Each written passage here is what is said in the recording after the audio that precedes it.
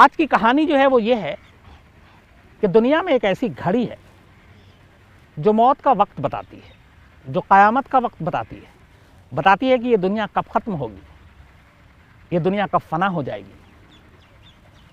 लेकिन सबसे हैरानी की बात यह है कि ये जो क़यामत की घड़ी है, जो मौत का वक्त और दुनिया के ख़ात्मे का वक्त बताएगी, असल में ये घड़ी है ही नहीं।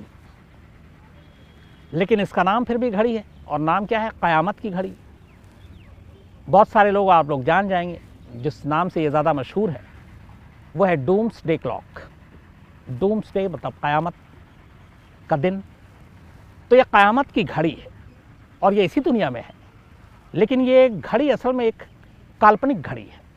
ये वो घड़ी नहीं है जो वक्त बताती है, जो हम आप जैसे मेरे हाथ में है या फिर जो हम दीवारों पे देखते हैं, वो घड़ी नहीं है। लेकिन घड़ी है और पूरी दुनिया इस घड़ी को मानती है। इसकी वजह है कि इस घड़ी के पीछे की जो कहानी है, इस घड़ी के पीछे के जो दिमाग हैं, इससे जुड़े हुए जो लोग हैं, उनके ऊपर कोई उंगली नहीं उठा सकता।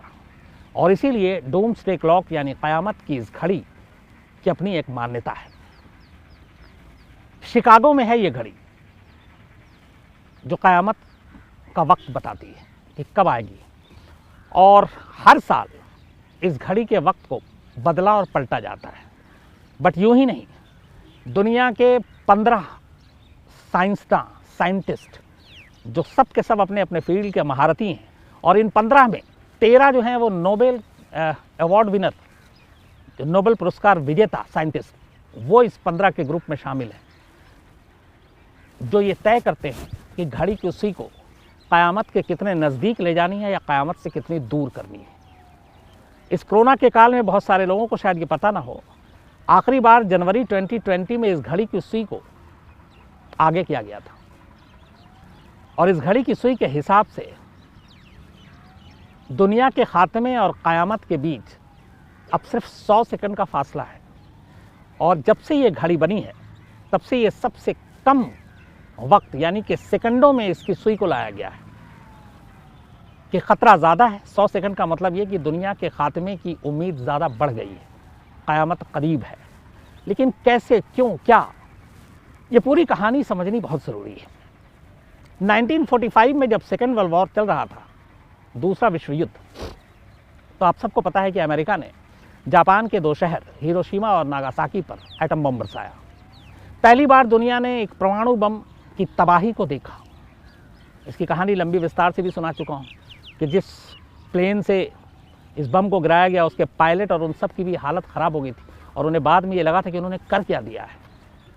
लाखों लोग मारे गए इस 2 एटम बम में जो हिरोशिमा और नागासाकी पर गिरे। पुश्तें बीत गई, लेकिन आज भी उसका असर है वहाँ पे उस रेडिएशन का। आज भी लोग बीमार, कैंसर के मरीज़, और वहाँ की आबो हवा, पेड़ पौधे तक उससे प्रभावित है। तो इतना ख़तरनाक रूप न्यूक्लियर बॉम्ब का पहली बार दुनिया ने तब देखा था सेकेंड वर्ल्ड वॉर में, जब हिरोशिमा और नागासाकी पर अमेरिका ने एटम बम गिराए थे 2। उससे पहले किसी को मालूम नहीं था। उसके बाद तो बम की होड़ ही शुरू हो गई, परमाणु बम की। और आज कहते हैं कि 10,000 से ज़्यादा परमाणु बम दुनिया के अलग अलग 10-11 देशों के पास हैं। अगर गलती से परमाणु बम छिड़ गए तो ये दुनिया कहाँ जाएगी? 2 बम ने 2 शहरों का जो हाल किया, और वो भी उस वक्त उनकी क्षमता बहुत कम थी। जो आज के ज़माने में अमेरिका, रूस, भारत, पाकिस्तान और भी जो तमाम देश हैं, उनके पास जो बॉम्ब हैं, जो न्यूक्लियर बॉम्ब हैं, इनकी मारक क्षमता उससे 1000 गुना ज़्यादा है।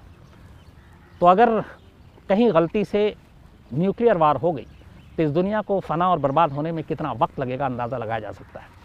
तो कहानी ये है कि 1945 में जब 2 एटम बम गिरे और उससे जो तबाही हुई, उसके बाद दुनिया के कुछ साइंटिस्ट ने बैठकर ये सोचना शुरू किया कि अगर यही सिलसिला आगे चला दुनिया में तो इस दुनिया के ख़ात्मे में कितना वक्त लगेगा, कब दुनिया ख़त्म होगी, कब दुनिया ख़तरे के मुहाने पे होगी, इसका पता कैसे लगेगा। दुनिया के लोगों को ये बताना चाहिए, दुनिया के शासकों को ये बताना चाहिए, दुनिया के हुक्मरानों को ये बताना चाहिए कि आप जो हथियारों के होड़ के पीछे हैं, उसका अंजाम क्या होगा। आप दुनिया को ख़त्म कर देंगे। लेकिन ये बात सिर्फ बोलने से नहीं होगी, बल्कि आपको सबूत के साथ देना पड़ेगा कि इस हथियारों के होड़, इस परमाणु युद्ध के बाद क़यामत तय है। लेकिन ये कैसे कन्विंस करें, इसी को लेकर पहली बार डूम्सडे क्लॉक बनाने का एक आइडिया आया, यानी क़यामत की घड़ी। और इस घड़ी का जो आइडिया आया बनाने का, वो एक्चुअली मैंने जैसे शुरू में कहा कि एक सांकेतिक घड़ी है, एक काल्पनिक घड़ी है, घड़ी है नहीं जिसमें ये टिक टिक करती है, लेकिन ये घड़ी आपको क़यामत का वक्त बताती है। तो उसी वक्त जब ये हुआ नागासाकी और हिरोशिमा वाला, तो शिकागो में एक साइंटिस्ट का गुट, the bulletin of the atomic scientist, इन्होंने एक संगठन बनाया, the bulletin of the atomic scientist, BAS यानी कि बायस। ये एक ग्रुप बनाया गया और इस ग्रुप ने एक तरह से एक बुलेटिन जारी करने का हर साल एक फैसला लिया।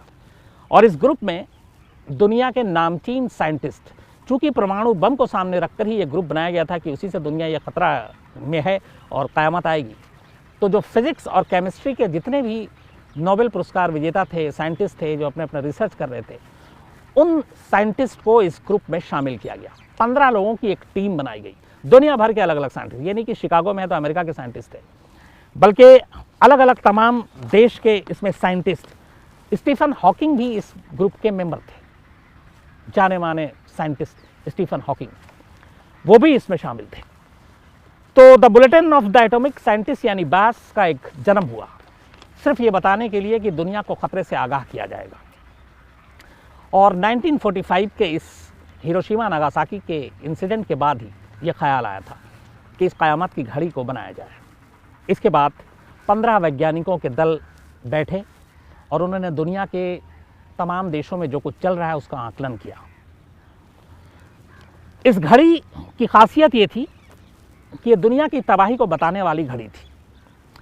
इस घड़ी को पहली बार सेट किया गया 1947 में, और सेट करने का एक तरीका ये था कि घड़ी की सुई 12 बजे अगर आती है, दोनों कांटे 12 पर आ जाते हैं, तो इसका मतलब है कि ये दुनिया ख़त्म, क़यामत आ चुकी। यानी इस डूम्सडे क़यामत की घड़ी में जैसे ही 12 बजेंगे रात के, वैसे ये दुनिया ख़त्म हो जाएगी। 1947 में इस डूम्सडे यानी क़यामत की घड़ी को बनाया गया इन 15 साइंटिस्ट ने, पूरी दुनिया के हालात को देखते हुए। और अब ये है कि 12 बजेगा जब भी इस घड़ी में, तो आप मानिए कि दुनिया ख़त्म हो जाएगी। पहली बार जब इस घड़ी को बनाया गया और 12 बजे ये तय हुआ कि ये दुनिया ख़त्म होगी, तब जो 12 बजे और क़यामत के बीच जो टाइम का गैप था वो रखा गया था, जानते हैं कितने बजे? 7 मिनट पहले, यानी 11:53 पर दूसरा कांटा फिक्स किया गया और 7 मिनट का गैप रखा गया 12 बजने से पहले। इसका मतलब ये था कि क़यामत के दिन, क़यामत के वक्त और इस घड़ी के 12 बजने में वो 7 मिनट का गैप था। इस घड़ी की खासियत ये है कि जितना इसमें गैप बढ़ेगा, 12 बजने से पहले मिनटों का कांटा जितना दूर होगा, आप समझिए सुरक्षित हैं, दुनिया महफूज है, ख़तरा टला हुआ है। लेकिन जैसे जैसे कांटा 12 के नज़दीक आता जाएगा क़यामत आपको नज़दीक दिखाई देगी। तो 1947 में पहली बार डूम्सडे क्लॉक का जो टाइम फिक्स किया गया वो रात के 12 बजने से 7 मिनट पहले का सेट किया गया था। इसके बाद अलग अलग वक्त में इस घड़ी के कांटे को बदला जाने लगा। जो 15 लोगों की साइंटिस्ट की टीम थी, उनका काम था कि वो देखें कि दुनिया में मानव जाति के अस्तित्व पे कहाँ कहाँ ख़तरा पैदा हो रहा है। और ख़ासतौर पर जब ये डूम्सडे बना था तो उस वक्त इनका एक लक्ष्य था परमाणु जंग को लेकर, युद्ध को लेकर, क्योंकि नागासाकी और हिरोशिमा के बाद ये ख़तरा था कि और भी देश अब बम बनाने की होड़ में लगेंगे, इसके बाद फिर जंग होगी। तो पहला जो ये 15 साइंटिस्ट का दल था, इसीलिए इसमें फिजिक्स और केमिस्ट्री के प्रोफेसर रखे गए थे, क्योंकि वो न्यूक्लियर वॉर, न्यूक्लियर वेपन के ऊपर ज़्यादा बेहतर रिसर्च करके बता सके कि कितना ख़तरा है इस दुनिया में। तो जब भी उन्हें लगता है कि दुनिया में ख़तरा बढ़ रहा है, वो 12 बजे जो टाइम फिक्स है उससे कांटे को नज़दीक कर देते हैं, और जब लगता है कि ख़तरा अभी थोड़ा टल गया है तो फिर वो उसको दूर कर दिया जाता है। तो पहली बार 7 मिनट का फ़र्क था। इसके बाद अलग अलग वक्त में कुल 24 बार 24 टाइम्स इस घड़ी के वक्त को बदला गया है, 12 बजे से आगे पीछे। वो 24 बार कब कब और कैसे हुआ वो आपको बताऊं, उससे पहले एक चीज़ और भी इसमें ज़रूरी है कि 3 चीज़ों को वक्त बदलने के साथ साथ, पहले सिर्फ परमाणु युद्ध की बात थी, और भी ख़तरा दुनिया में मंडराने लगे। तो फिलहाल 3 ऐसी चीज़ें हैं जिनसे इन 15 जो सदस्यीय टीम है साइंटिस्ट की, उनको लगता है इन 3 चीज़ों से दुनिया की तबाही को सबसे ज़्यादा ख़तरा है, और इसी 3 चीज़ों से दुनिया में क़यामत आ सकती है और ये दुनिया मिट सकती है। वो 3 चीज़ें जो थी, पहली चीज़ तो हथियार, परमाणु, न्यूक्लियर वेपन। जिस तरीके से सारे देश में होड़ लगी हुई है परमाणु बम बनाने की, उससे खतरा बढ़ गया है कि अगर कभी भी कुछ ऐसा हुआ और किसी ने एक ने छोड़ा तो दूसरा भी छोड़ेगा और इस चक्कर में पूरी दुनिया तबाह हो जाएगी। तो पहला परमाणु बम और इसकी होड़ और बनाने को लेके अभी भी जो लगातार एक तमाम कोशिशों के बावजूद पूरी दुनिया चोरी छुपे और उससे परमाणु बम बना रही है। तो पहली चीज़ जिसने इस घड़ी को जन्म दिया, परमाणु हथियार। दूसरी चीज़ जो आई वो क्लाइमेट चेंज। कई फिल्मों में आपने देखा होगा कि जिस तरीके से रहन सहन बाकी चीज़ें हो रही हैं, ग्लेशियर पिघल रहा है, तो उसमें यह था कि क्लाइमेट चेंज पर अगर लोगों के बीच में जागरूकता बढ़ रही है और वो ध्यान दे रहे हैं तो ठीक है, अगर नहीं दे रहे हैं तो फिर दुनिया की तबाही तय है। इसको क्लाइमेट चेंज को लेकर सबसे ज़्यादा चिंता इसी बात पे जताई गई थी कि अगर परमाणु युद्ध से ये दुनिया खत्म नहीं होती है तो हो सकता है क्लाइमेट चेंज से खत्म हो जाए, पूरा हिमालय पिघल जाए, पानी ही पानी चारों तरफ हो, पूरी दुनिया पानी में डूब जाए, ग्लेशियर जिस तेज़ी से पिघल रहा है वो बाढ़ की शक्ल में तबाही ला सकती है। तो पहला परमाणु बम, दूसरा क्लाइमेट चेंज इन साइंटिस्ट की नज़र में था। उसके बाद जो तीसरी चीज़ आई वो बदलते हुए वक्त के साथ आई है, टेक्नोलॉजी। जिस तरीके से पूरी दुनिया में गलत, फेक, भ्रामक न्यूज़ और व्यूज़ फैलाए जा रहे हैं, उसको लेके भी एक चिंता है कि इसकी वजह से भी ये दुनिया तबाह हो सकती है। और ये हल्की की बात नहीं है। न्यूज़ और फेक न्यूज़ की अगर मैं बात करूँ तो सिर्फ चैनल वैनल की नहीं है, बल्कि ये कई देशों के बीच आपस की बातें हैं। जो सूचनाएं होती हैं, चाहे वो परमाणु बम को लेके हो, हमले को लेके हो या किसी और चीज़ को लेकर हो, तो कई बार 2 देश आपस में सिर्फ इस गलत सूचनाओं के ऊपर भिड़ जाते हैं, लड़ जाते हैं और उनके अंदर एक तरह से कन्फ्लिक्ट आ जाता है। सपोज़ कि रशिया ने एक और बम बना लिया तो अमेरिका गुस्सा हो जाएगा, वो कहेगा ठीक है मैं 2 और बना रहा हूँ, जबकि ऐसा है नहीं। लेकिन सूचना का गलत इस्तेमाल और सूचना की गलत चीज़ें, उसकी वजह से ये खतरा बना हुआ है। तो 3 चीज़ें हैं, गलत सूचना, क्लाइमेट चेंज, परमाणु बम। इन तीनों की वजह से जो साइंटिस्ट हैं वो लगातार हर साल आकलन करते हैं कि ये दुनिया खतरे के कितने करीब है। मैं 24 बार जो घड़ी कब कब बदली है उसकी आपको जानकारी दूं, उससे पहले 2019 में इस घड़ी के वक्त में कोई हेरफेर नहीं किया गया और ये कहा गया कि सब कुछ ठीक है। और 2019 की वजह से ये लगा कि दुनिया में खतरा अभी है नहीं, लेकिन खतरा आया जनवरी 2020 में, जब से ये घड़ी बनी है 47 से सबसे लंबा गैप रहा 17 मिनट का और सबसे छोटा रहा है 100 सेकंड का। वो 100 सेकंड का गैप इसी साल जनवरी में जब 15 साइंसदानों की टीम ने अपनी बैठक की और ये जारी किया डूम्स क्लॉक का टाइमिंग, तो उसमें आया था।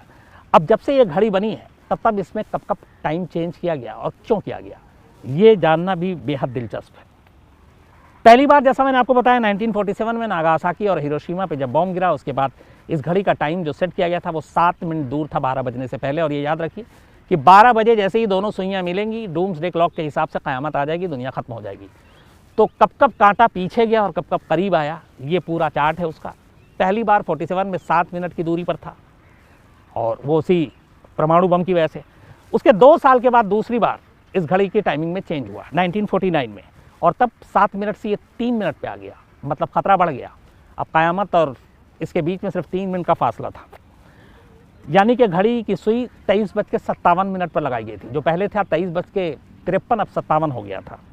और ये इसलिए हुआ था कि उस वक्त सोवियत संघ ने पहला एटॉमिक बॉम्ब का टेस्ट किया था RDS-1, और इसको लेके एक होड़ हो गई थी और पूरी दुनिया में हंगामा हो गया था और ये लगा था कि अब न्यूक्लियर आर्म का होड़ शुरू हो गया। तो सोवियत संघ के एक न्यूक्लियर टेस्ट की वजह से खतरा अचानक बढ़ गया, जिसकी वजह से ये 3 मिनट पे आ गया घड़ी। इसके 4 साल के बाद फिर घड़ी की टाइमिंग चेंज होती है 1953 में, और इस बार ये 2 मिनट पे आ गया। तो पहले 7 मिनट था, फिर 3, फिर 2 मिनट। और ये इस बार इसलिए हुआ कि सोवियत संघ के बाद अब यूनाइटेड स्टेट ने पहला थर्मोक्लियर डिवाइस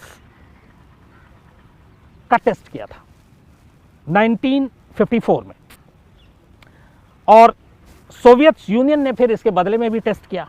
और इन दोनों के टेस्ट के चक्कर में ये हो गया कि अब दुनिया में हथियारों की होड़ हो गई है, तो इसीलिए खतरा बढ़कर अब 2 मिनट क़यामत के बीच में गैप जो है सिर्फ 2 मिनट का रह गया था। तो 53 में तीसरी बार हुआ।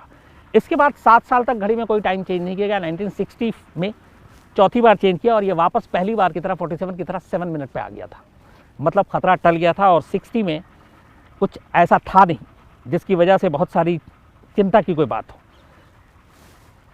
60 के बाद 3 साल के बाद फिर घड़ी में एक बार और तब्दीली की गई टाइमिंग में, और 1963 में अब गैप बढ़कर 12 मिनट हो गया था।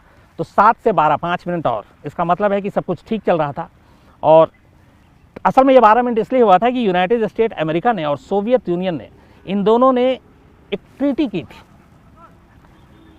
कि वो एटमॉस्फेयर को न्यूक्लियर टेस्टिंग से थोड़ा साफ रखेंगे और कम से कम टेस्टिंग करेंगे।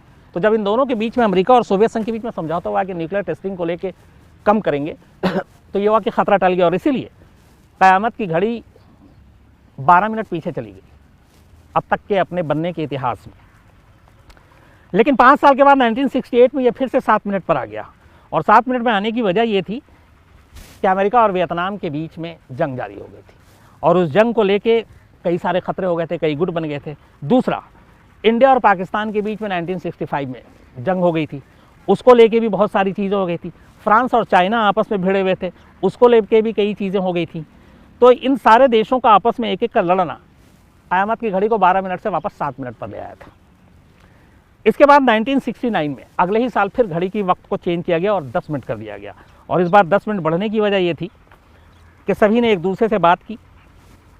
इंडिया पाकिस्तान का भी वो उस वक्त तक निपट गया, और न्यूक्लियर वेपन को लेके कई देशों के बीच संधि हुई थी। इसके 3 साल के बाद 1972 में फिर घड़ी का वक्त 12 मिनट कर दिया गया बढ़ाकर, क्योंकि इस बार फिर यूनाइटेड स्टेट और सोवियत संघ के बीच में एक संधि हुई थी। 1974 में फिर 9 मिनट हो गया। इसके बाद 6 साल तक घड़ी का वक्त नहीं बढ़ा। 1980 में फिर इसको बदला गया और 7 मिनट कर दिया गया। 80 के बाद फिर 81 में ये 4 मिनट पर आ गया। 84 में फिर से 3 मिनट पर आ गया, और इसकी वजह ये थी कि इस बार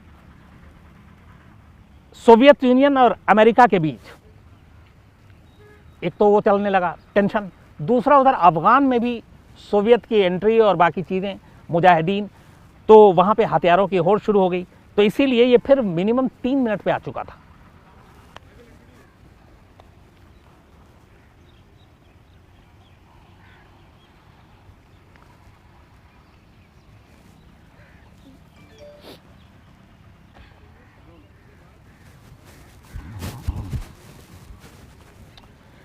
तो 1984 में क़यामत की घड़ी की सुई फिर 23:57 पर आ गई, यानी कि क़यामत के बीच में इस घड़ी की सुई का दोनों का फासला सिर्फ 3 मिनट का था, यानी खतरा बढ़ गया था।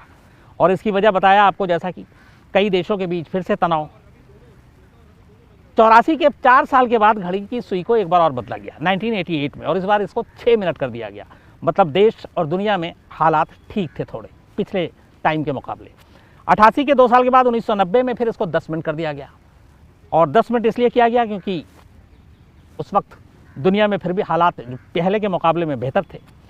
1991 90 के 1 साल के बाद पहली बार अब तक जब से क़यामत की घड़ी बनी है, ये दुनिया सबसे कम खतरे में थी इन 15 साइंटिस्ट के मुकाबले, क्योंकि इस बार घड़ी की सुई 17 मिनट पीछे चली गई थी 12 बजने से। यानी सबसे कम खतरा, जब घड़ी शुरू हुई तो 7 मिनट का गैप था, उसके बाद 12 मिनट तक गया, 2 मिनट भी आया, 3 मिनट भी आया। लेकिन ये 1991 में पहली बार था जब घड़ी की सुई 17 मिनट पीछे कर दी गई थी 12 बजे से। और इसकी वजह जो सबसे बड़ी थी वो ये थी कि यूनाइटेड स्टेट ऑफ अमेरिका और सोवियत यूनियन के बीच पहली बार स्ट्रेटेजिक आर्म रिडक्शन ट्रीटी हुई थी हथियारों को लेकर, और इन दोनों ने तय किया था कि वो हथियारों की होड़ को कम करेंगे। ये दुनिया के लिए एक बहुत बड़ी खबर थी, और चूंकि 2 न्यूक्लियर पावर देश जिनके पास सबसे ज़्यादा न्यूक्लियर वेपन है, अमेरिका और रूसी हैं, ये उन दोनों के बीच में जब इसको लेके एक समझौता हुआ तो दुनिया को एक सुकून मिला कि चलो हथियारों की होड़ थोड़ी कम हुई, और इसी वजह से क़यामत टल गई, 17 मिनट दूर हो गई थी डूम्सडे क्लॉक के हिसाब से। फिर 4 साल के बाद घड़ी की सुई बदली गई 1994 में, तब भी 14 मिनट रही, मतलब अभी भी खतरा बहुत दूर था। फिर 1998 का वक्त आया जब इसको एक बार फिर बदला गया, इस बार और गिरकर 9 मिनट आ गया, मतलब क़यामत थोड़ी नज़दीक हो गई थी। उसके 4 साल बाद 2002 में 7 मिनट पर यह घड़ी रखी गई, 2007 में 5 मिनट पर रखी गई, 2010 में 6 मिनट पर रखी गई, 2012 में 5 मिनट पर, 2015 में 3 मिनट पर, 2017 में 2.5 मिनट पर, 2018 में 2 मिनट पर और 2019 में इस घड़ी का वक्त नहीं बदला गया क्योंकि 2018 में जो 2 मिनट था, खतरा लगभग सारे कुछ वैसे ही चल रहा था और इसकी वजह थी रशिया को लेकर, उधर गल्फ में उठापटक, ईरान और अमेरिका के बीच में तनाव, उधर अपना किम जोंग उन लगातार टेस्ट की बातें, अमेरिका के साथ धमकी भरी सारी चीज़ें। तो इसीलिए 18 में जो 2 मिनट का खतरा था नियरेस्ट, वो वही रहा। फिर आता है 2020, क्योंकि 19 में सुई को बदला नहीं गया, और 2020 में पहली बार डूम्सडे क्लॉक जब बना था 47 में, यानी 53 और 20 73, 73 ईयर्स के अपने इतिहास में 12 बजे के सबसे करीब सुई पहुंच गई, सिर्फ 100 सेकंड। अभी तक सेकंडों में डूम्सडे की घड़ी कभी नहीं आई थी। मैंने आपको जैसे बताया हाईएस्ट 17 मिनट गया, सबसे कम 2 मिनट आया, लेकिन ये पहली बार था जब 2 मिनट से भी कम पे 100 सेकंड। जनवरी 2020 में शिकागो के 15 साइंसदानों के दल ने पूरी दुनिया का आकलन किया और उसके बाद इस नतीजे पर पहुँचे कि ख़तरा बढ़ गया है बहुत ज़्यादा। और इस ख़तरा के बढ़ने की वजह क्या थी? दुनिया के तमाम दिग्गज देशों के बीच में आपस में अच्छे रिश्ते ना होना, ख़ास तौर पर न्यूक्लियर वेपन को लेकर, उसकी शर्तों और समझौतों को लेकर। इसके अलावा international range nuclear force treaty जो थी उसका पालन ना होना, चाइना के साथ पूरी दुनिया का एक तरह से तनावपूर्ण रिश्ता, चीन अमेरिका आमने सामने, उधर रशिया भी बीच में, कई देशों के साथ उलझन, भारत पाकिस्तान के बीच में लगातार तनाव, अमेरिका के अपने घरेलू हालात का ठीक ना होना, हिंसा होना और वर्ल्ड लीडर की एक तरह से पकड़ ना होना। ये सारी चीज़ें ये दर्शा रही थी कि अगर कहीं से भी कुछ भ्रामक सूचनाएं और गलत चीज़ें आती हैं और पैनिक फैलता है तो पूरे वर्ल्ड लीडर जो हैं इस वक्त इस पोजीशन में नहीं है कि वो इन चीज़ों को कंट्रोल कर सकें और संभाल सकें। और इसीलिए जब से क़यामत की घड़ी बनी है, सबसे ज़्यादा ख़तरा 2020 में जनवरी में जताया गया। इन 15 साइंसदानों के दल ने जो ऐलान किया कि इस वक्त ज़्यादा दुनिया में ख़तरा है। तो अभी भी क़यामत की घड़ी 100 सेकंड पीछे है 12 बजने से पहले, और जैसा मैंने आपको कहा कि 12 बजे के करीब जितना सुई होती जाएगी उतना ख़तरा बढ़ता जाएगा, और जिस दिन ठीक 12 बज गया डूम्सडे क्लॉक में, यानी कि क़यामत की घड़ी में, उस दिन क़यामत तय, दुनिया ख़त्म। यही इन साइंसदानों का मानना है। तो क़यामत की घड़ी यानी डूम्सडे क्लॉक पर ये थी पूरी जानकारी। आप में से अगर इस बारे में और कुछ लोगों को पता हो तो ज़रूर बताइएगा, उसको शेयर करूँगा। और एक बार फिर, चूँकि साल का पहला दिन 2021, आप सभी को बहुत बहुत मुबारक, बधाई। अपना अपना ख्याल रखें। और हाँ, अभी कोरोना की वैक्सीन की सिर्फ खबर आई है, वैक्सीन आई नहीं है। तो वैक्सीन आ जाए, लग जाए, फिर थोड़ी आप राहत महसूस कर सकते हैं, लेकिन जब तक पूरी तरह से आपको यकीन ना हो जाए कि अब आप सुरक्षित हैं, तब तक वैसे ही ज़िंदा हम सबको रहना है और ज़िंदगी गुजारनी है। जो कोरोना ने हमें सिखाया है, सोशल डिस्टेंसिंग, मास्क, 2 गज़ की दूरी, क्योंकि जब तक दवाई नहीं तब तक ढिलाई नहीं। तो वैक्सीन, उम्मीद यह है कि इस साल हम सभी को पास होगी और ये कोरोना नाम की जो बीमारी और महामारी है ये दूर होगी। ये पूरा साल आप सभी के लिए अच्छा हो, यही दुआ है। अच्छे रहिए और अपना ख्याल रखिए, अपनों का भी ख्याल रखिए। फिर आपसे मुलाकात होगी। इस पूरे साल कोशिश करूंगा कि कुछ अलग अलग डिफरेंट कहानियाँ, आप लोगों की फरमाइशी कहानियाँ, वो सब सुनाऊँ, और जल्दी फिर लाइव पे भी हम लोग बैठ के बात करें। बस ये ज़रा वीक गुजर जाए, इसके बाद लाइव पे भी आता हूँ। तो अपना ख्याल रखिएगा, आपसे फिर मुलाकात होगी। तब तक ख्याल रखिए। Thank you very much. Happy new year.